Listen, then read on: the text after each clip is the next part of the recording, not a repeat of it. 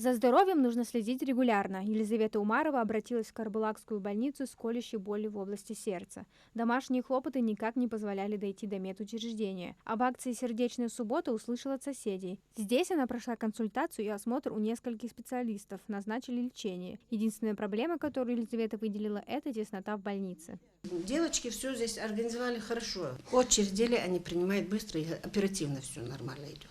Также жалобой на боль в сердце пришла Радимхан Султыгова. Она случайно узнала о том, что в регионе проходят подобные акции, и решила не упускать возможности. Там пациенты могут получить бесплатную помощь. Первым делом медики поинтересовались у нее о симптомах, объяснили, что боль в сердце может на самом деле быть мышечной или даже следствием проблем с желудком. Пациентке выдают направление, чтобы пройти полное обследование. Это позволит поставить точный диагноз. Это очень хорошее дело, очень благое дело для нас, для пациентов.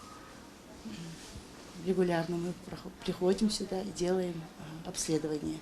Здесь есть УЗИ, кардиограмма.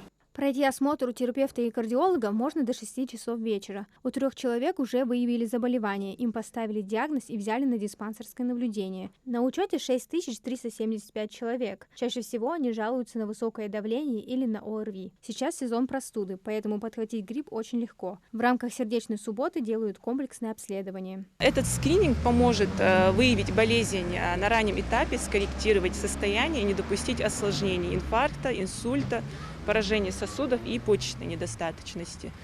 В рамках акции проводится следующее обследование. Это коагулограмма крови, то есть исследование 4 базовых показателей, связанных с системой свертывания крови.